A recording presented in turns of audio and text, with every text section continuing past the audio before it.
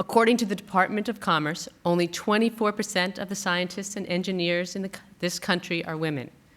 Women who do land jobs in the science, technology, engineering, and math, or STEM fields, earn 33% more than those in non-STEM occupations and experience a smaller wage gap relative to men. STEM careers offer women the opportunity to engage in some of the most important and exciting realms of discovery and technological innovation. There's no question that engaging women in STEM has become a national priority, and we at the Paley Center are particularly interested in how entertainment programming has factored into this equation. Tonight, we'll explore what role media can play in inspiring women and girls to enter STEM careers and changing perceptions that the fields are an unwelcoming place for women. As you just saw from the highlight tape, television has not always been kind to girls and women when it comes to the STEM fields, but there's plenty of reason for hope. Shows like CSI, Marvel's Agents of S.H.I.E.L.D, Bones, Halt and Catch Fire, and many others are depicting women as extremely confident scientists, coders, engineers, and mathematicians, in addition to complex, multidimensional people. As Clark Gregg, who portrays Phil Coulson on Agents of S.H.I.E.L.D, said when he was here for Paley Fest New York in October, as the father of a 13-year-old girl, it just makes me cavell to see these tremendous female characters not just kicking ass, but kicking ass in science. And on that positive note, I'd like to introduce our two exceptional partners for this evening's event. First, Girls Who Code, which works to educate and equip young girls with the skills they need to compete in technology and engineering fields. Our moderator, who you'll meet in a bit, is their founder and CEO, Reshma Sajani. And tonight wouldn't be possible without the support of our wonderful sponsor, Verizon. Verizon has been a committed leader in supporting STEM education and addressing the underrepresentation of girls in science, technology, engineering, and math. We're pleased to have many Verizon employees with us here tonight as well. To tell us more about their important work, it is now my privilege to introduce Tammy Irwin, President of National Operations for Verizon Communications, Consumer and Mass Business Markets, and lucky for us, a Paley Center trustee. In a career spanning 26 years, Tammy has emerged as a luminary in the telecommunications field and a prominent speaker on the topics of leadership and professional development, in addition to such social issues as domestic violence awareness and prevention and the empowerment of women and other minorities in business. She is a recipient of the Women of Excellence Award in Community Service from the National Association of Female Executives, and in 2013 was named a Woman to Watch by Ad Age magazine. Please welcome Tammy Irwin.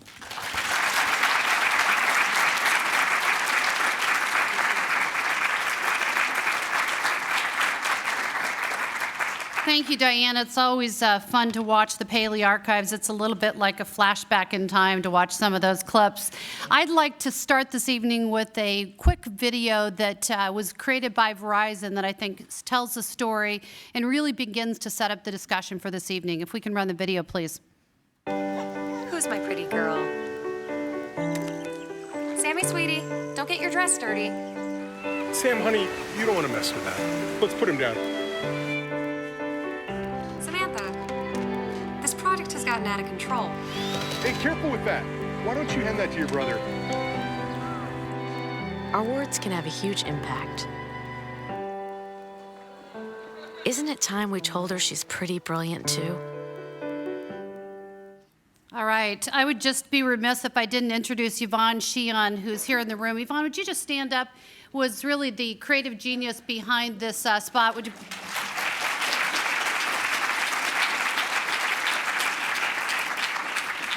Thanks, Yvonne. And you might imagine that spot has really created and sparked a healthy debate and a significant volume of conversation around what we believe to be a very important topic.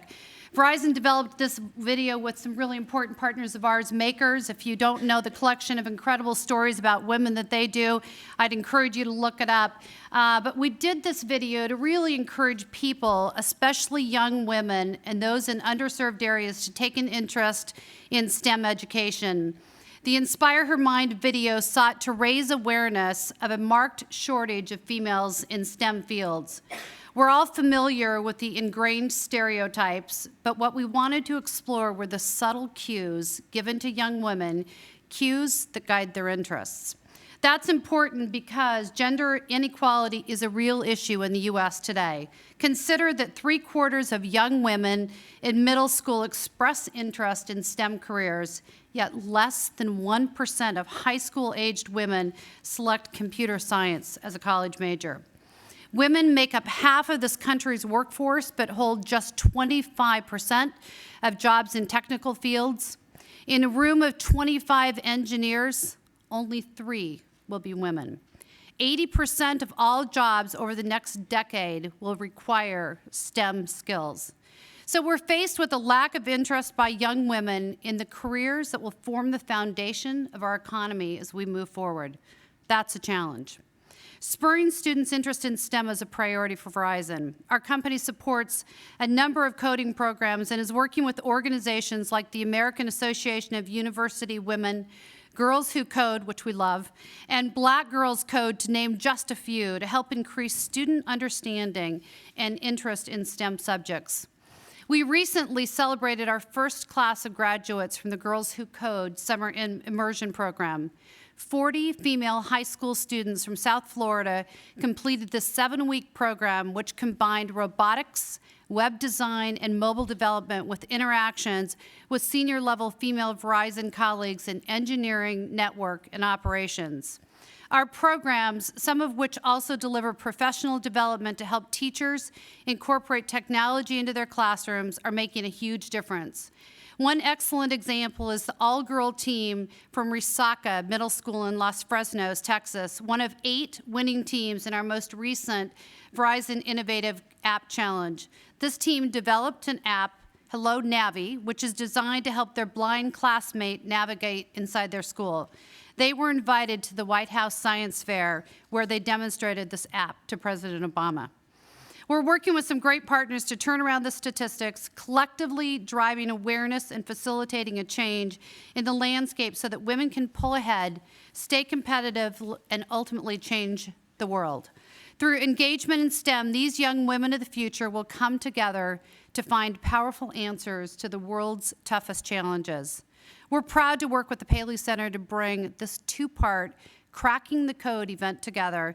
I'm looking forward to some incredible discussion this evening. Thank you for being here.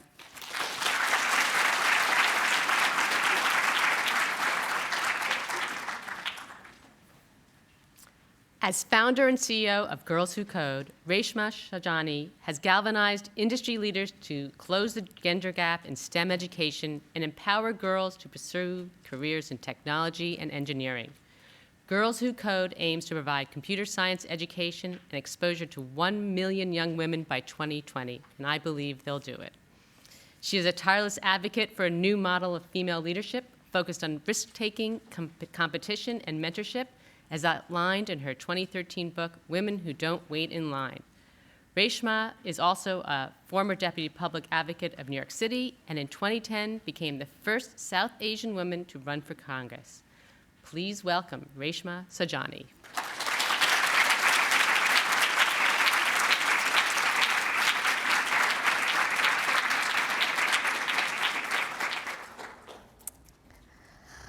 I'm so excited to be hosting this conversation, and I want to say thank you to the Paley Center and to Verizon for showing their leadership and for organizing this event and for being such huge supporters of Girls Who Code. So I'm the CEO and the founder of Girls Who Code. I want to give a shout out to all the young women in our program that are here tonight. Where are you? Hi, ladies. So we're trying to do something quite simple, which is build a movement to close the gender gap in computer science and technology. So in the 1980s, 37% of computer science graduates were women, and today that number is 18%. It's the only industry where you've actually seen a decline in women. And so Girls Who Code, by building classrooms in technology companies like Verizon, Facebook, Twitter, Square, and by teaching girls how to computer program to get them to major and minor in computer science, as well as launching Girls Who Code clubs in over 25 states.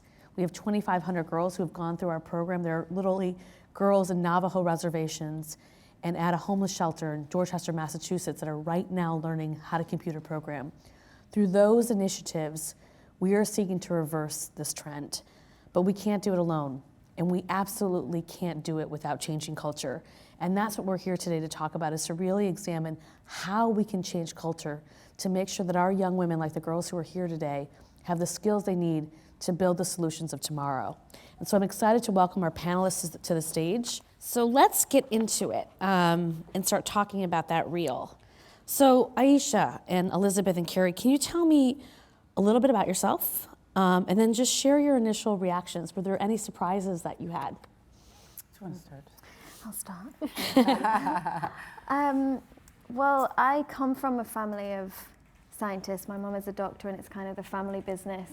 And so my mum is one of 4 girls, and they're all in the medical field. So I kind of I grew up around strong medical women and didn't really realize that that was potentially rare until, getting into the world a bit more. And as an actress, I gravitate towards intelligent roles, or, roles of substance, or young people that are showing a positive message, and just because it's more fun to play. I mean, stupid fun, people are fun to play as well, but... So I guess that was my background, was in science, and that was kind of normal to me. Right. So I think that's why I gravitate towards roles like that. Aisha? Yeah, it's interesting, because I actually was thinking a lot about the fact that I wanted to be a scientist when I was growing up, and loved math and science, mainly because I loved things that made you love math and science. I loved sci-fi, and I played video games, and so I thought being a scientist was cool. And I wanted to be an engineer, until I realized you had to go to 5 years of college, and I was like, oh, gosh. So I decided to be a clown instead. But one thing I will say is I actually have been relatively fortunate in that I've played a lot of scientists. Obviously, I was a paleontologist on Friends, and I played a DNA tech on CSI. So, for me, that's been a big part of my meat and potatoes too, is actually, portraying scientists and women in science. And so I actually, quite honestly, if I could be frank, thought that there was a lot that wasn't on that reel that could have been. I felt like we saw a lot of the same images, but I feel like there are a lot of women in science, especially now in the last 5-6 years. From a media perspective, from a scripted television perspective, they're much more prevalent than they've ever been. So this was nice. It was a nice historic dive, but I actually feel like we're seeing a lot more of that in the media now, which I think is really exciting. Great, and we'll get into that with David. And mostly you're seeing them on a show called Silicon Valley. Right. I'm a writer on the show, the HBO show Silicon Valley, and before that I was a writer on The Office. And watching the reel, first of all, I didn't realize what a great role model Lisa Simpson was for girls. I didn't really think about that, but yeah, she's such a very rad. But yeah, my background, I grew up in St. Louis. I never really felt like I couldn't do science or math. I remember cutting my chicken one night at dinner, and my mom said, "You should really be a surgeon." And it was just like, I don't know, I was more passionate about English and comedy, and that's what I fell into. I went to Stanford, but just didn't go that route. But it was just my personal thing. You don't feel like the media portrayals were something that deterred you? No. And for the most part, I was watching, I wasn't watching medical dramas and sci-fi stuff. And so, no, I don't think it did. I found what I loved in college, and it happened to be English. So, yeah, I don't think it did. David, you're a media expert. Tell us what you think. Well, so it's very difficult to do a 6-minute survey on the history of women in 4 different fields. So that was kind of just a lot of clips were put in there specifically to provoke discussion. But one of the things that did interest me when I was putting it together was, as the father of two daughters, but one who's 15 and sort of grew up in that, iCarly and Hannah Montana, for example, in that time period. It was really interesting to me that both those shows, I think, tried to depict their title characters as quote-unquote normal girls who anybody could be like. And then they had these sort of secret lives. One was this great big singing star who actually had a secret identity, and the other one was the host of this web show that all these people loved. But it was interesting to me putting this tape together to see that one way they depicted them as normal was to have them have problems with science. And in both those episodes that we excerpted, those characters do eventually go to boys to help them with their projects. And you know, it was a little bit, I don't want to be judgmental, but it was a little bit interesting to see that. You can be judgmental. That's what we're here for. Judge away. Well, I mean, listen, I think, you know, this is the part where I date myself. I mean, I knew that I wanted to be a lawyer when I saw Kelly McGillis in The Accused, right? She was so fabulous. And if you think about it, in the 1970s, only 10% of doctors and lawyers were women. Today, that number's 45%. Why? Kelly McGillis, Ally McBeal, LA Law, right? We were constantly inundated with these fabulous women who were doctors and lawyers, and we said, I can do that. In computer science, what's been interesting is that in the 80s, it was the rise of the personal computers, which were targeted towards boys, Revenge of the Nerds, Weird Science, we'll get to you later. But we were inundated with these kind of dorky, bro-grammar dudes, and girls were like, I don't want to do that. And so I think that that's something that, and I think Elizabeth was fascinating, what you talked about was that you come from this family of scientists, and that's, in some ways, how did that affect you to seeking out different characters, or did it? I think it just gave me very strong women role models that at the time I didn't really think about, but you know, my grandmas both worked and traveled and kind of married a bit later in life, and you know, worked right up until they couldn't work anymore. And not that, you know, every situation is different, and not all women should work, and not all men should work, and you know, everyone has their own life to lead. But I think that, in my opinion, TV is a very intimate relationship. You're inviting these characters into your home, and in that way they do become an extension of your family, for better or worse. And I think, you know, if someone isn't surrounded by women who potentially work in fields they might have some seeds of interest in, to see that on TV and to see that and understand characters within that world, I think does spark something inside young minds. And that's not to say that all sorts of worlds can't be depicted, but I think, you know, when young girls have good role models, it makes a difference. But let's just dig into the concept right away that seeing a lawyer on TV would be the reason for you to go into the law, or that not seeing a lawyer on TV would be a barrier to you entering the law. You know, I think girls get their influences from a variety of sources in their lives. And, you know, you were talking about, you know, personal computers and the fact that, you know, there was a time when there was actual parity in programming.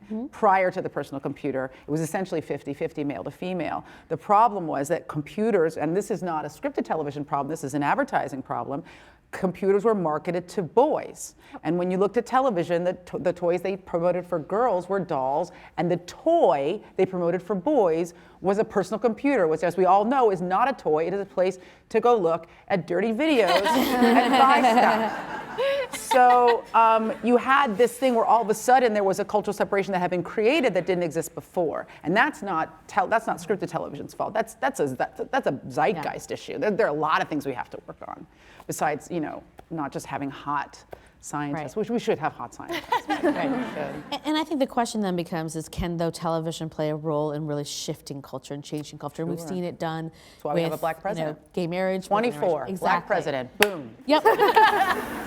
So Carrie, you, Silicon Valley, right?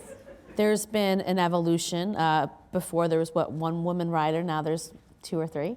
There are 2. Slow and steady.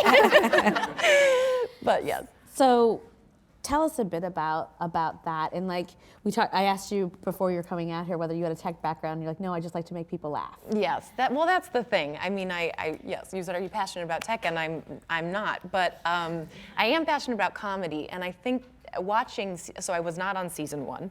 First of all, I am not to blame. But also no one's to blame, because it's a satire, and it's, you know, there is this significant problematic gender gap in Silicon Valley, and I think that this show is lampooning that. And I think to just stick a, you know, super competent female programmer in there for the sake of doing that Right. isn't what the show is about. And also, that character probably won't end up being funny.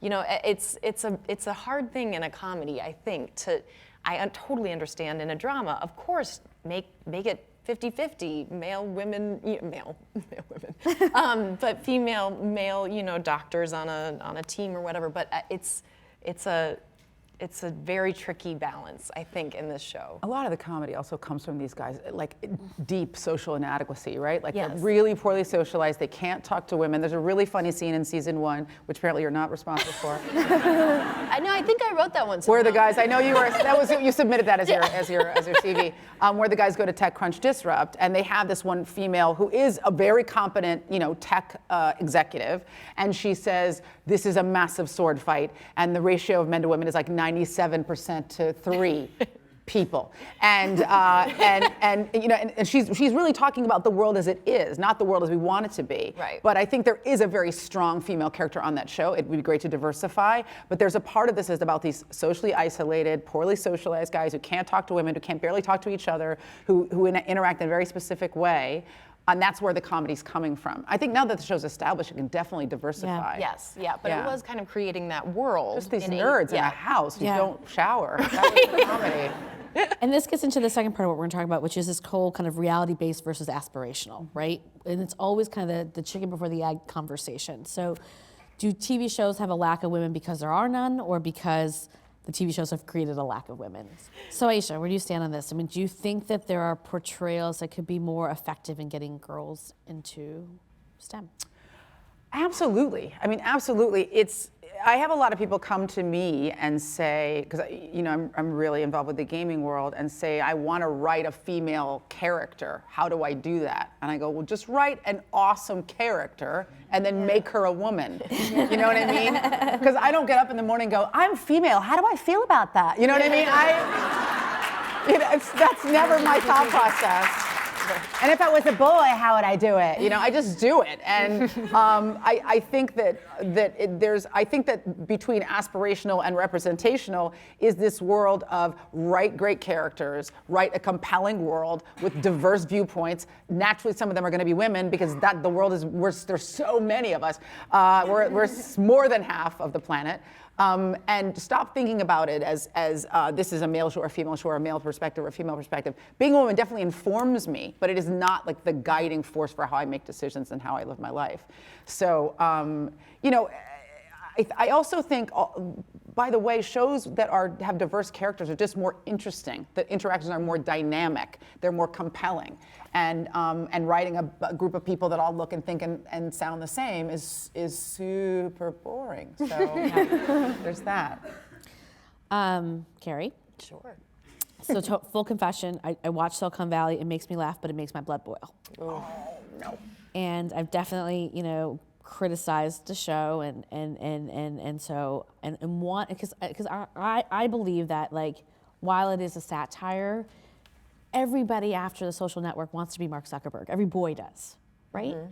But so there is an ability for media to really, you know, influence young girls. Is there a way, even through satire, right, that you could use your influence as a writer, right, to help make some of these cultural shifts that we know need to happen? And I will answer that. I'm curious, did The Social Network make your blood boil too? No. Why? It didn't, because I felt like that there were still maybe a little bit more positive role models of women, but when I watched Silicon Valley, it's like B-list models and assistants, right? But like I do have to ask about. No, sorry. No, let's do it. It's funny. I don't feel that way about the show at all, and I love the show, and I've watched every episode, and I definitely don't feel that way because like the primary female character on that show is are there children here? is a butt kicker. I could say that. That's pretty cheap, right? She's really, really strong and incredibly competent. And in fact, the most competent person on the show. She is the boss. She's running all these guys. Right. She's not a programmer, but she's definitely not a secretary or a model. And that was interesting because a lot of people did think that she was an assistant. Yeah. And Mike Judge, the creator and showrunner, said, well, she definitely wasn't. I mean, that was their perception. But I think if you weren't in the community, you wouldn't know if she was the chief of staff or an assistant. You know what I'm saying? And I think it wouldn't be that far of a stretch if you had a female programmer on there, right? There's one on Scandal, there's one in Girl with the Dragon Tattoo. It's not that they're nowhere to be found, right? In the Valley, they're just only less than 20%. But the question is there a way of just, even in a funny way, addressing that issue? So and our girls, we sent some girls to TechCrunch Disrupt, and they, for Cambio and AOL, and they were the one group of girls out of 500. And literally people were coming to take selfies with them as if they were animals in a zoo. Because they had never seen girls before. Right, right. So that's true. Yeah. You know? And what I'm wondering is Silicon Valley the show? And I think to some extent everyone is responsible for, you know, encouraging girls to get into tech. Is an HBO show responsible for, I mean, are middle school girls watching Silicon Valley? I really hope not. I know. I hope not. Please it is don't. not appropriate for your age group at all. But, and the thing is, of course we owe it to the audience, to the world, to portray competent female engineers, and we are going to in the second season. But the first season was about creating this world, and they were all guys, because that's the story. Yeah. And I think it's just so interesting. There was this actually pretty prominent woman in tech who called up one of the creators and said, you know, I really, I like the show, it's very funny. I don't like, you know, it's the same thing, it makes my blood boil. You know, those shots you had at TechCrunch where you made it all guys and you just set it up like that, and Mike Judge said, no, that's it. That was actually footage. TechCrunch. Yeah, that was the footage real that thing. he took of I just want TechCrunch. to mention that there's no real good role models for us males in that. Yeah, exactly. Like, we don't want to be like any of them. No, I think the question is, it's not that is it our fault? Is there an opportunity? Right. And that's more my challenge Sure. to Hollywood. Sure. Is like, is there an opportunity to do something creative on that show? Right. Because I do think that, no, you're right. Middle school girls, high school girls probably not watching, but their parents are. And if you look at statistics, 40% of girls go into STEM because mom and dad told them to. Oh, So they play a very big role. And I think as I will be a mom, we're protective of our kids, right? And if you think that that's how it is, you're not like, Right. honey, you should really go to Silicon Valley. Yes, yes. And so, but again, so I think more of the question is there an opportunity? Sure, and of course there is, and I do think we will take advantage of that. It was a challenge for us, and we were excited to take it on to create, you know, like the definitive satirical female character in Silicon Valley, and it's not easy because there aren't a lot of them, and you want to treat it carefully. So many of our girls who are applicants want to be you. Oh God! Hey. And they want, so, you know, you're not the B-list model, right? You're not the assistant. You're not the nerdy goth girl. You are the smart, pretty girl next door who's a badass. I didn't realize I could say badass. Is that significant? I mean, it's significant for me. I think, you know, as an actor, it's a very personal journey you go on, and you can't really think about what other people are going to think about the roles that you're playing because you drive yourself crazy. But it was definitely attractive to me that she was intelligent and strong and interesting. I think there has to be conflict there, even if it doesn't matter, you know, if your character is intelligent or isn't, as long as there's something interesting to play. I think that our show is very lucky in the fact that we're in you know, a fantasy world, and so we can raise a lot of issues in a metaphorical way without, you know, it being too didactic. I think that that plays a very important role, and I've had lots of conversations with young girls that, you know, are excited about science and are excited about Simmons as a character. But I also think it's important that we show reality of situations like Silicon Valley that, you know, that creates a conversation in itself, even if it's saying, hey, why is this happening? It wasn't even in my thought process about Silicon Valley, didn't know anything about it. And now I do, and you see, I was reading a magazine on the flight here, and it had an article about Silicon Valley and, you know, how little women there are. And so I think it's important to have a whole spectrum, that this is the possibility and here's what you can achieve, and it doesn't have to be, you know, it's never mentioned that we have strong women in our shows in the script. Yeah. We just happen to be women. And I think that's really important. Then it is also important to have, you know, the reality of some situations where the gender balance isn't there. Yeah. There was a clip in the opening reel of a show that I watch, and it's really inappropriate, but it's too old to watch it. But Arrow, and there's a character on there, Felicity Smoke, who is, you know, a hacker character and brilliant, the smartest person on that team. And then when she gets promoted, she thinks she's getting promoted to someone's assistant, and she gets promoted to run this entire company. So I feel like that is a show that young girls watch, and that is a show that's targeted at that age demo. And I think it is happening in these worlds where we're talking about the way we want to see the world and not necessarily trying to do something that's representative of the way the world may be right now. So I do think those, and I love that show and I love that character. She's brilliant and funny and adorable. But by the way, why is it always, it is always though that every like super smart like female IT person has like an awesome like tight dress on and heels.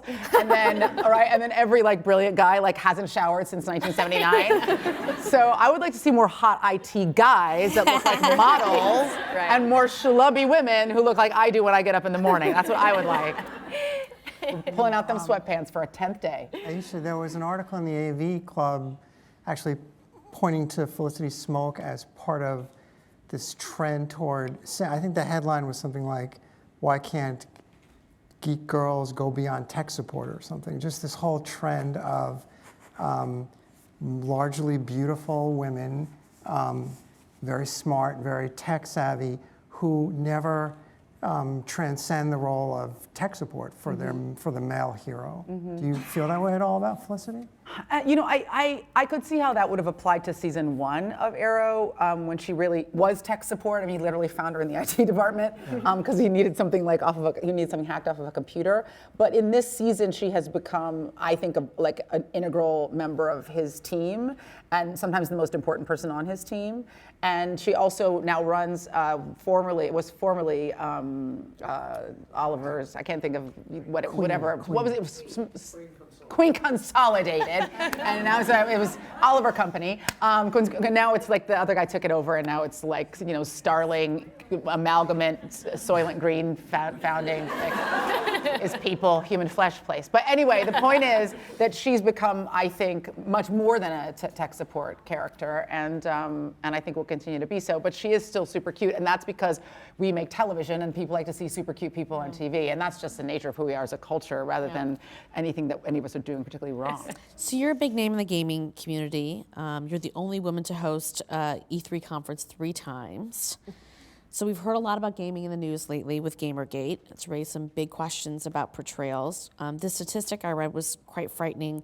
So a recent study showed that 70% of female gamers would rather play as male characters than deal with harassment, even though women make up 50% of all gaming users.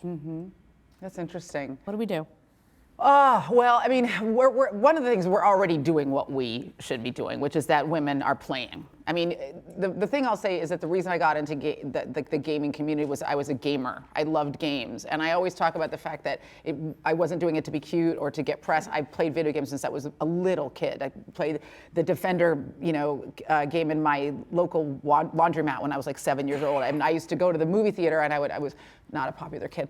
And I would get a matinee ticket, and then I would watch a movie and then play video games, and then watch a movie and then play video games and then watch a movie until it was dark and my mom would come get me, and then I would go home and talk to my imaginary friends. And so I've always loved this world, and I think that's what gamers share, is a love of gaming. That is a pure connection that we all have in common, regardless of our gender or age or ethnicity. I don't actually play online. I don't play online, or at least I don't play online with headset on, because I don't want to hear what people are saying. But it's not just misogynist. It's racist. It's every kind of ist that you could. It's all the YouTube comments said out loud. That's what you're hearing. You know what I mean? So I don't play online for that reason. But women are playing more games, and women are falling in love with this world, and so we're changing it just by being there. The reason we're having a conversation is that there's an aspect of that community that feels threatened, and there's always been a pushback. Whenever you diversify, the minority gets louder because they feel afraid of their world changing. But it is changing, and it's going to change. And I would say, especially in the first of all, I've always played as a female. And I always have a mohawk because I'm too much of a wimp to get one in real life. In the last 3 to 5 years, the quality of female characters in games has improved astronomically. I don't know if anybody here has played The Last of Us, but the female character in that game is incredible. If you've played The Walking Dead for the iPad, there's a female character in that's the lead, that's incredible. They're writing complex, interesting, strong female characters in games now, and that's only going to continue. I know everybody hated the way that Lara Croft looked, but the last Tomb Raider game was extraordinary. These characters exist. We're also human beings, and these games are narrative and they're subjective, and those things are happening too. But we beat up on the gaming community a lot, and especially programmers and people who are writing these games for not writing strong women. They are doing it, and they will continue to do it if we demand it. But I personally think, as important as it is to have feminist critique of gaming culture, this is a money-making business, and they move where the dollars are. So just buy games that have awesome women in them, and they do exist, and continue to ask for them, and they'll write them. It's hard for me. I feel like people really want me to be like, yeah, there's not enough women, and it really stinks. But if you play a game where you can build an avatar, you're playing a female character anyway, and most games you can build your own avatar, and things like Skyrim, all the role-playing game. I'm doing a deep dive here. It's super inside baseball. But these worlds are already there, and so women should be voting with their dollars. Yeah. And also, if you're a parent, you should be encouraging your kid to play games that have strong female characters. They're there, they exist. So what I'm hearing from you is there's been a sea change. Like you feel the last 5 years have been extraordinary. What do you think, David? For games or for television? All of it. Well, in general, I agree with what Aisha was saying in that the more you open up the more diverse the programmers and the producers and the writers are, and the gatekeepers, the executives who make the decisions either for the networks or whatever platforms you're talking about.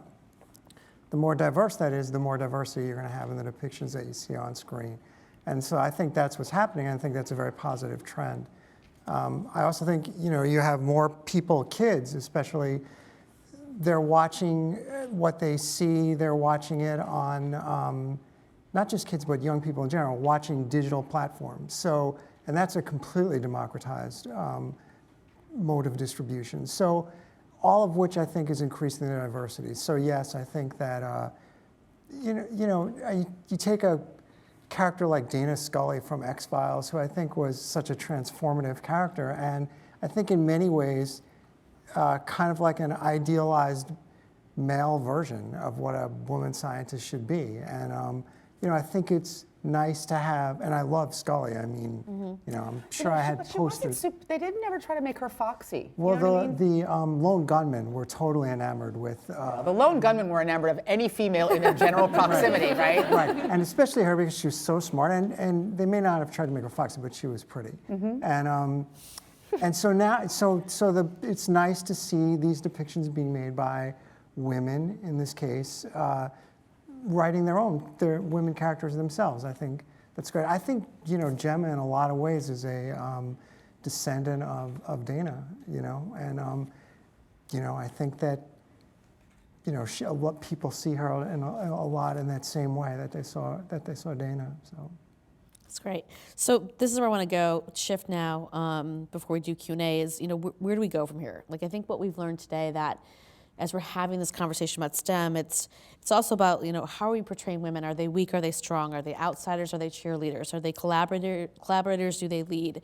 And I'd love to kind of get everyone's thoughts. I'm a little biased. Girls Who Code did a collaboration with CoverGirl, and people would think, oh, okay, coding and makeup. What's the connection? But I really do believe that you have to meet girls where they're at today. Some of our stars of our show are here. You can get their autographs later. But let's play this clip.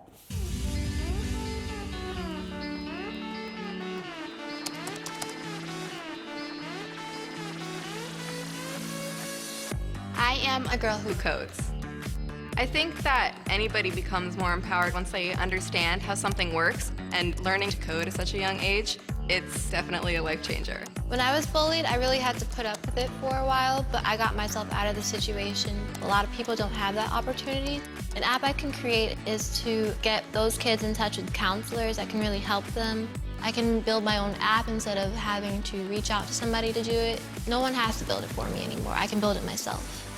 I'm a second-generation immigrant. My parents were born and raised in Albania. I still speak with my grandparents who don't know any English. I really appreciate the language. Now that I know coding, I feel like I'm a part of even more worlds. A lot of people aren't as privileged, particularly young women. I'm gonna make education more accessible by using technology that could really change the world. Coding is so cool. It is the most fun thing. Once I start, it's hard to get me off the computer. The first time I made a line of code work, I was so surprised that a computer can actually do what I tell it to. Now I am 100% sure I want to be a computer programmer. I always play video games where the boys are the main characters, and I wanted to be able to create a game where a woman could just be strong and not have to be a figure for someone else to kind of play with or toy around with. Even if it's just small things, her outfit is really like skimpy and sexualized. I think that's really degrading. It's just not cool. I didn't realize that there was such a big gender gap in technology. Girls seem to be afraid to step up and take that challenge. Even if you've been told that you can't, you definitely can. Coding's like a superpower. Girls can do anything. Yes, girls can. And we can change the world.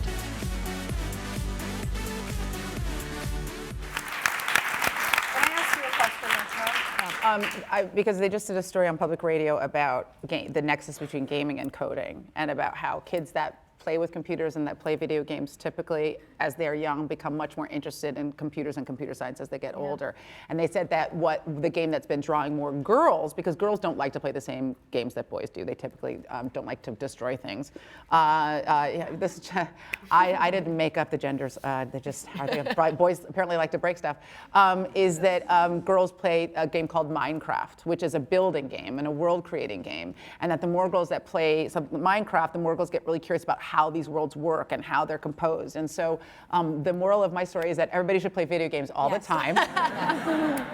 But that's a way in. And so don't discourage your child from playing games, because it makes them naturally curious about computer science. Absolutely. And the way that we teach girls is through project-based learning. So we'll have a whole week on video games. I mean, Anna, who is one of the young women that was in the thing, I mean, you love video games, right? And every time we have projects in our classrooms, whether they're in Miami, Seattle, Boston, New York, California, or Austin, some girl is building a video game as her final project. And so I think that that's absolutely right. So David, what can we look forward to in the future? Well, so I do think that there's been progress over the year, and I continue to see more progress as the producers, the creators, and the gatekeepers become more diverse, and as the democratization, as the gatekeeping system continues to sort of crumble. There are, some interesting shows coming up.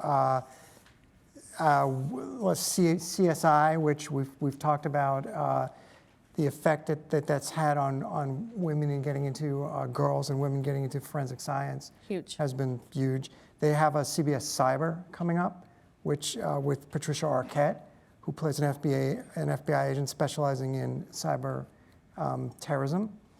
And NBC has something called Mission Control from Will Ferrell, with Kristen Ritter as a aerospace engineer working in NASA in the 60s. And also Halt and Catch Fire, which we saw a clip from on AMC, was a show that didn't get a lot of viewers, but I think the character, Cameron Howe, who we saw in that reel, is really interesting because she's sort of like the female equivalent of the difficult men syndrome, like the Walter White, Tony Soprano.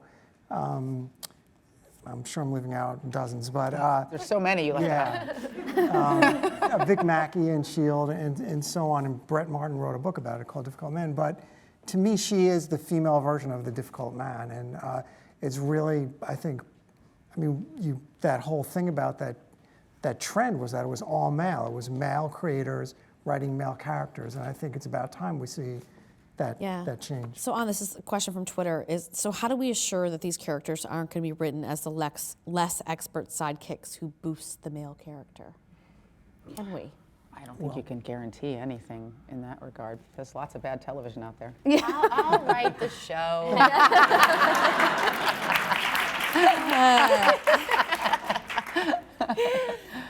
Carrie. Yes. So I understand that the writers of Silicon Valley made a little field trip Yeah. Google and sat down with the female engineers. I want to be a fly in that wall. So what was that conversation like? And is there anything that we can expect to happen next season because of that conversation?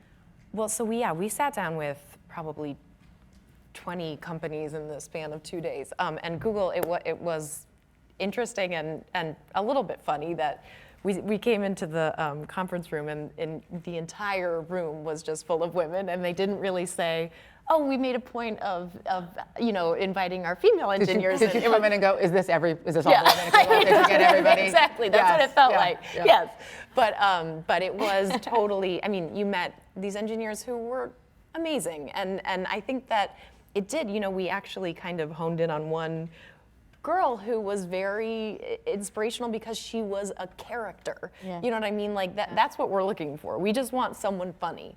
And if going to Google and seeing all these women helps us, great, and it was actually, another funny thing was that there was one guy in the room who, all of the women, I maintain that one of the women was sexually harassing him. Like, I feel like it was this bizarre, awesome. like, Good for her. Yeah. Great. It was like anything goes in here, but it was great. And they're such awesome women. I actually worked at Google for a little bit. Oh, you did? Yes. I would just add to that, I started in a totally male-dominated field because I'm a stand-up comedian. So for the first 15 years of my life, I was always the only woman on a lineup, always the only woman in a room. And I do think, again, that there's this is a very layered issue. We have to socialize girls to speak up. We have to socialize girls to be brave. A lot of times if a girl opens a room and there are 10 boys in there, she won't go in. We have to socialize our girls not to fear that context and not to be intimidated by it. And if that means you go in and you sexually harass all of those guys individually, then you do it, I love the company of men, but it's because I was socialized not to fear it. Right. And I think people always say, why aren't there many women in comedy? Well, it's the same problem, although with a lot less school, which is that, we want girls to be precious and adorable and cute, and comedy is ugly and silly and embarrassing. So we have to also, as a culture, and especially if you're a parent, let your daughter know it's okay not to be cute all the time. It's okay to be silly. It's okay to ask questions. It's okay to seem dumb. It's okay to hit back. I don't mean physically hit back, but like not to let a boy, not let the boy make you feel badly about yourself. And the reason that I have a lot of guy friends is because I give as good as I get. So we have to raise girls that can give as good as they get. And that's not math or TV. That's just raising badass girls. Yeah. So how do you feel like, Elizabeth, you're influencing girls who might want to become like you and become scientists? And do you feel like that's something that you're obligated to do? I don't see it. I don't think that the television world has obligations. I think raising a discussion like this, you realize how many young girls are out there and would tune in to watch a TV show or would go to the movies and buy a ticket. And I think that that's, like you were saying before, that's the bottom line. That's what producers need. They need viewers. They need people to go and watch it. And I think that this, there is an issue and it has been raised. And, I meet young girls all the time that tell me they're really excited about going to physics or biology because of watching my character, and that's very gratifying, and it's lovely to get that feedback. But I think that you hold the power. These young girls hold a certain amount of power that they it's just about telling the guys at the top that hey, they're here. Well, that's what I was gonna say. Do you think that it then influences the writers, right? That there is something called the CSI effect. I mean, it absolutely has had an effect on the amount of girls who've now raised their hand and said, I want to be forensic scientists. The same thing is now happening with Agents of S.H.I.E.L.D. And so how do you make, right, no pressure, but how do you make sure that feedback rises to the top? Or is it just eyeballs? I think it's everything. I don't think there's one kind of answer. Joss Whedon, who executive produces our show and kind of created the show with his brother Jed Whedon and his wife Marissa Tancherone. He gets asked all the time, how come you write strong female characters? Why do you da-da-da? And his answer is always, because I keep getting asked that question. Yeah. And so he, I think I think the more strong female characters are out there, the better. It creates more conflict, it's more dynamic, it's interesting, and we need strong male characters as well. And I think the more that you see those, it's going to have a snowball effect, definitely. But I mean, I'm not a writer, so I don't know, but I mean, the more material you can work with, the better, right? The more diversity you can put in there. I think it's a trickle-down effect and kind of a push-up effect. Trickle up. And so Aisha, you've made the point that gender imbalance behind the screen needs to change. And I want to read a quote from you that you gave to NPR last summer, where you said, "The only way to change culture is to get inside and change the culture. Unfortunately, I can't go back in time and give myself a mathematics degree, so I'm changing it the way that I know how to change it." So, you know, as the first kind of non-technical founder of Girls Who Code, amen, right? Because I can't go back and switch my major from political science to computer science, but I'm building a movement the best way that I know how. But how do you think all of us can really affect change? Well, I mean, that quote was about about gaming culture and about you know, the how do we get you know, gaming to be more equitable and the community to be more welcoming of women. And I said, well, you know, the reason I got asked to do the Ubisoft presser was because they knew that I loved the world. And my job was just to get up there and be someone who was competent and passionate and not a figurehead and not a, you know, a token. And so I just rep my world. I just rep gaming as hard as I possibly can.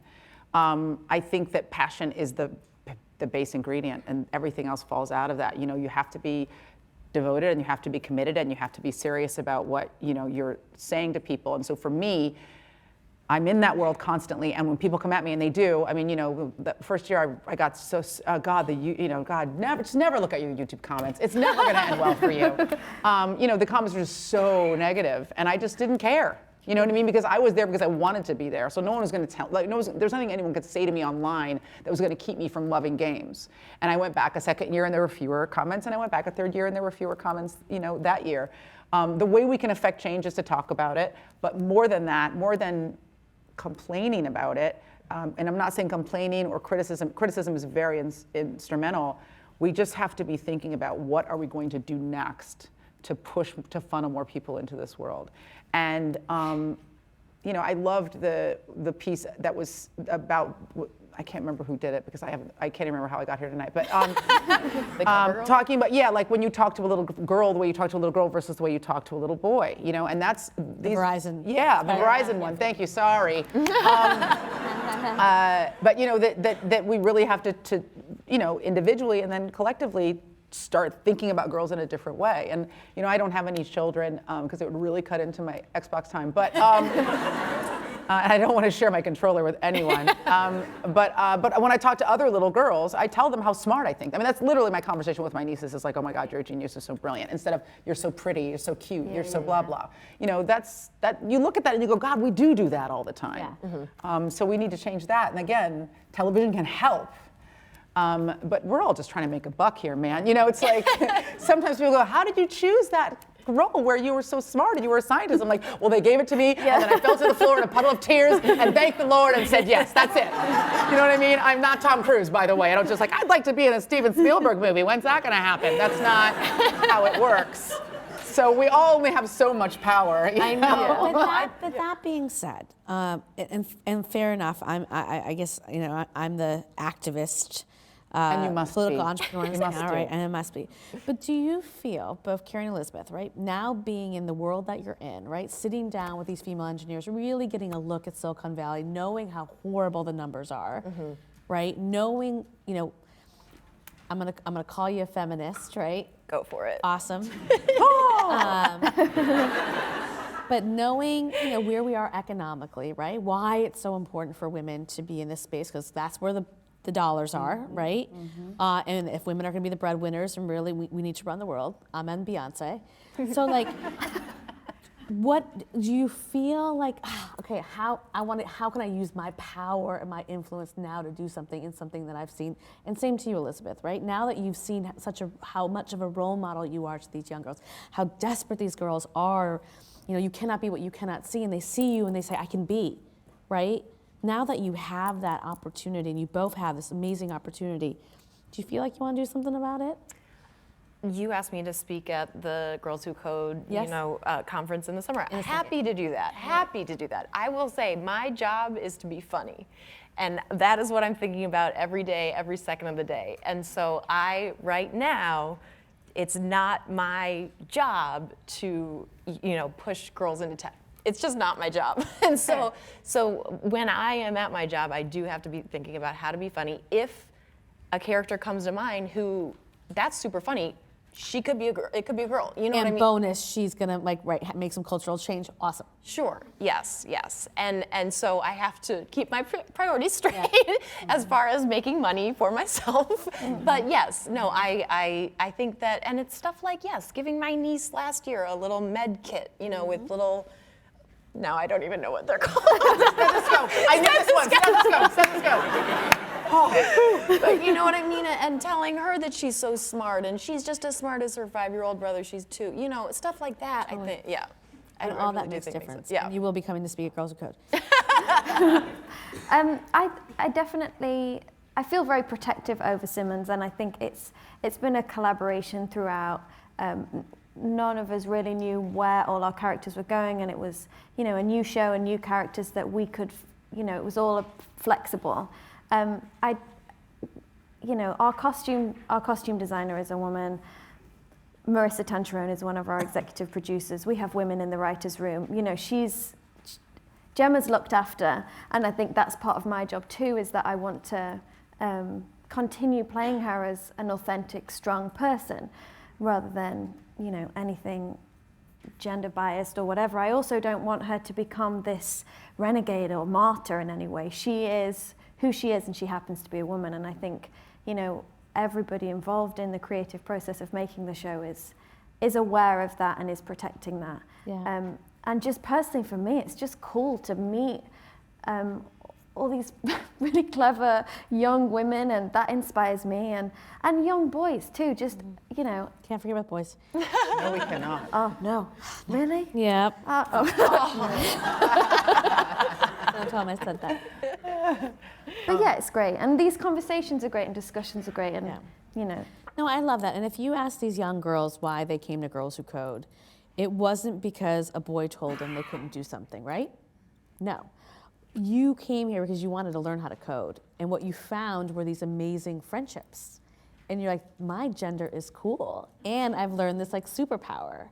So it's coming from this kind of celebration of being a girl rather than feeling like you're oppressed. Mm-hmm. And I think that is the goal. Mm-hmm. Right? But I think that comes from social and cultural criticism is important. Of course it's important. We need to be seeing things from all angles, but it is as or more productive to think about where are we going rather than, you know what I mean? Like this is the issue, how do we solve it, rather than I'm so pissed about how, because look, the world is sexist. Sexism is everywhere. It's not just gaming, it's not just tech, it's everywhere. And so there can be a self-defeating dynamic when you sit there kind of licking your wounds, thinking about how you've been wronged. As my father would say, the world is blanked up. Get over it, get up, and do something about it, And I think it's great. Girls Who Code is doing that. It's about, it's less about lamenting where we are and more about celebrating where we're going. And I definitely think that the dynamic and the trend is a positive one. Yeah, that's right. Let's, 7:20, let's open it up to questions. Hi.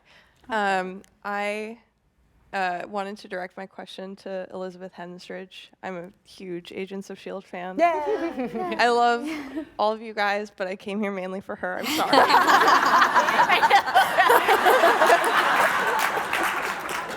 Oh, I love you too. In the thing, it didn't mention that you were a paleontologist on Friends. The damage has been done. Just move on. So my question is kind of. It relates to just the portrayal of women in media in general, and I, for one, I don't know if that's true for other people, I'm kind of, I don't know if I can say tired of just the total kick-ass woman, the one that just has everything in her life completely together, and she's tiny, and there are these, men who are basically hulks that she, knocks out with a punch, and that's why I loved Agents of S.H.I.E.L.D. in particular. I love Gemma Simmons' character and Skye's character because they feel very real in that they don't have, Gemma cries on the show, and I think that's wonderful, and you break my heart. Like, I cry watching you cry. And I was wondering how you felt about, I feel the show's taking a direction where they're kind of having to step up and, start having to take on that badass role, and I wonder what that means for your character and just the portrayal of women, and just if they can stay in that role where they're human. I don't know if my question makes sense. Thank you for watching the show. I think the point of our showing that it's a team, that every character is flawed in some way and they need each other, otherwise they wouldn't be in the team. So our boss, Agent Coulson, is flawed in many ways, and that's why he needs all these different members of their team that are specialized in their own field. And so we work best when we're all together. I think something that was important to me was that when my character went undercover, and she did have to do some fighting, that she wasn't very good at it. Because you're not good overnight, and she isn't good in those situations. And, comedy came from that, conflict came from that, and those things, to me, they just make good drama. It's not always about whether something makes sense in Hollywood, but it happened to make sense and be good drama. And so, it's something that is definitely going to stay. The point of our show is that we're the humans in a superhero world. So we want to show, that you don't have to be a hero to be super. That was so well put. Thanks. I didn't write it. I really liked it. Hi, everyone. This is a question for the entire panel. We've talked a lot tonight about media consumption and the impact that can have.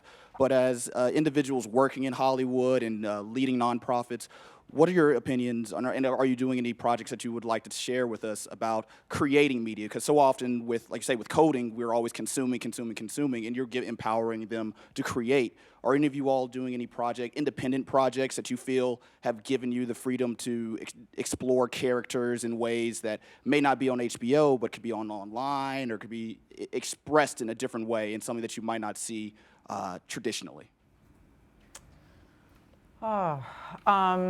Well, it's a very good question. I wish that I could say that any of the things I'm doing that aren't in a traditional media or new media, which is not really that new anymore, are focused on science and technology. They're not. But I will say that a few years ago, I was on a friend's podcast, Chris Hardwick, and I loved it so much I thought I would start one of my own. And I just figured out how to do it by myself. I don't have a producer, I don't have any tech staff. I went online and I read about how to make a podcast, and then I started making a podcast. And now it's in its 4th season, and it's approaching 13 million downloads, and it's doing very, very well. And it, by the way, is called, thank you, it's called Girl on Guy, and it is a show where I interview men. So it's a very unusual show. I also interview women on it quite a bit, but it was a show that was kind of about a female perspective on the way that men look at the world. I love technology and I use it all the time. So for me, people listen and they go, oh, there's somebody that I saw on television and she seems like, she's an actress, and actresses have their food cut for them into tiny bits. But I record and edit and conform and upload the show and maintain the website and do everything myself. So I hope that that's an example to anybody who cares, but it's more just a point that you can do anything that you want to do, and probably you can find a video for it on the internet. I'm also directing a bunch of stuff because I want to be Catherine Bigelow. So if you wonder if actresses have role models, they do, and mine is Catherine Bigelow and Ben Affleck smashed together and made into a black woman. So I really want to be a film director, and so I'm chasing my own dreams in that way, even though it's not really technologically oriented. And I do think one great thing about where we are, and this actually goes back to technology and to gaming as well, is that more than ever, the tools of creation are in the hands of the regular person. And I think that's something to really take away from here, which is that it used to be that technology and media and television and film were these abstract things made by, angels that fell out of the sky, and it was all alchemy, but anyone can make a movie and anyone can make a TV show now. And the democratization of media is what is going to change this dynamic. because anyone can do anything now. Yeah. And I think that you're only limited by your own expectations of yourself. So things are changing, and you know, something like Awkward Black Girl, you know, where she just made this video for the internet, now it's being turned into an HBO show. Like, that's real, and that's going to be real for all you girls that are coding. You know, you can write your own video game, you can get it onto Steam. Yeah, awkward girls who code. You know, you can get it onto Steam, or you can get, you know, people are delivering games now in a traditional ways, and so you don't have to think, oh, I've got to go work at Bungie to make a video game. You can just make your own game and then send it to your friends. Yeah. I mean, we had the best example. You know, one of the best examples of this last year was, you know, two of our girls, Sophie and Andy. They built a game called Tampon Run. Yes. Was there an embarrassed boyfriend in there who had to like take tampons out and be like, these aren't for me? But they built a whole game to talk about the menstruation tab. It was really cute. There's a little girl and, you know, this little pink guy, and you shoot him with your tampon. You grab a tampon box, you get 50 points. Like, it's addictive. Like, awesome. spend less time being a CEO, more time playing Tampon Run than I should. But you know, they 16, like, they're building their game right now. They're putting it on in Google Store. They've blown up. They're like on Today's Show, and like they have their own book deal. I mean, it's like the whole thing, right? Boosh. So it's, you know, they're 16. Like, you can do anything. Anything. I can't tell you how many writers are also getting hired off their Twitter feeds. I mean, it's unbelievable. Yeah. You really can start your career from your computer. It's an exciting time. Yeah. It's a really exciting time. And I also think the young kids now, the girls that are 5 and 6, who will never have known the time when there was not a cell phone, who will never have known the time when, you know, I mean, this computer here is like 700 of the computer that I had in college. I had a computer where you had to put the floppy disk in, write your paper, take that out, put in the disk to save, and you would just cycle that all night long. Your eyes were bleeding. And I remember when I got my first computer that had literally I think it wasn't even a gig, it was like 50 megs or something like that. I have the power! So the girls that are coming up now, their familiarity with technology is going to change the way they see the world, for sure, you know? Right there. Hi. We talked a lot about changing the culture, and, you know, how girls have to consume and girls have to push back and girls have to be brave. I have a little boy and a little girl, and I realized when I was watching media that he can live in a world that is entirely male because he sees films that are, you know, maybe one female character. He can consume media that is made entirely by men. He can live in this world that produces these kind of awkward programmer types that don't know how to touch girls because they've never seen them. And I'm wondering about these portrayals and not just their effect on girls, but their effect on boys. And about, you know, when we talk about getting in the room, you know, the boys have to be part of holding the door open and saying welcome and not doing the sort of horrible YouTube comments and all that kind of stuff. So what can we guys do to change the culture, not just for girls, but for boys and the way that boys are perceived and how boys perceive women? That's an amazing question. I mean, you know, in season 3 of Silicon Valley, we're gonna make them all gentlemen. What after you, my lady? Please code first. You are so smart. But no, that's such a great point. I mean, it's having. That was a good one. But it is, I guess, you know, portraying guys who. It's so hard, you know. A guy's hero is different from a woman's hero. And I'm just curious, what does your son watch now? But yeah, he lives in a very male world, not because, you know, because the people who are creating are male. And so he can experience the world as though women don't exist. And that's a very strange perspective. Whereas, you know, you talk about you can't be what you can't see, but you can't, as a male, I shouldn't be talking. You guys should be talking. No. But, it's just interesting because. But as a male, to never have to think about women, to never have to acknowledge women, to never have to recognize that women are not a character device, but a person, right? So if there's a woman in a piece of media, she typically is there as a character device, like she's there to be a problem, not a person. Yeah, So go fix that. It varies so much. I mean, there are so many TV shows where that's not the case, and I think that the point is that we are going toward. I mean, all of this is this discussion.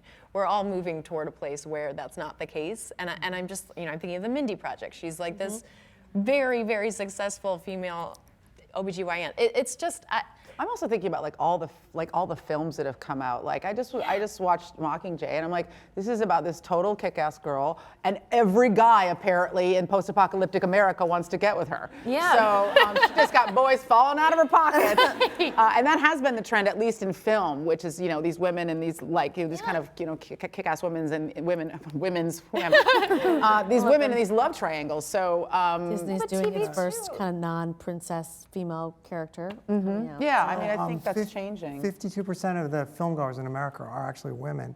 And there's a certain amount of parental control, too, in what young children watch or don't watch. You can, to an extent, control. One of the things that Nickelodeon was so famous for in the 90s was disproving the theory that boys won't watch girl shows, that girls will watch boy shows, but boys won't watch girl shows. And they disproved that with shows like Alex Mack and Clarissa Explains It All and Shelby Woo and so on. And the other point is that, one of the most, we were talking about Joss Whedon before, and one of the most popular shows for viewers of either gender is Buffy the Vampire Slayer, which is a show that was really unique because if you watch it, she's coming to the rescue of Angel and Spike. Constantly. Yeah, constantly. There's no man swooping in at the end to rescue her. And that's a show that has huge appeal for males as well as females. So, clearly it could Or even a movie like Frozen, which was like one of the biggest movies of all time. 2 female characters, and the movie was about their relationship, not about the relationship with boys. So it's you can curate what your kids watch, and I think you probably have to, you know. We've probably got time for one more question. Go ahead. God, they're under no pressure. They're all looking at you. Ask it right. Hi. My question is, why do you think women getting more into STEM and economic empowerment is more important for our country development? That was a big question. Ask it again. Why do you think women economic empowerment is more important for our country development? Oh, well, what's the old saying that that if you it's like if you empower the men in a community, then the men improve, but if you empower the women in a community, the entire community improves. Yeah, because the guys all spend it on beer and motorcycles. I mean, it's just a proven fact that when women are stronger, more educated, make more money, that they lift every single person in their community up. They're the ones that make most of the economic decisions. They're the ones that raise the kids, and they tend to turn that improvement, they tend to turn that inward on the community rather than kind of keeping it to themselves. So. I mean, that's definitely a proven thing. Do you want to say something, Elizabeth? I think there's also a need for it. I think there are young girls that feel like they don't have the role models that they need. And, if boys felt like that, I hope that we would have a discussion about how to get more strong role models for guys. I think, your organization, that all the girls that you meet, I think that we've probably all been approached by the whole conversation about Silicon Valley. The conversation is there because there's a need. And so I think, let's be democratic and give people what they're saying they want. Great. Well, thank you, everybody. I want to thank our panel.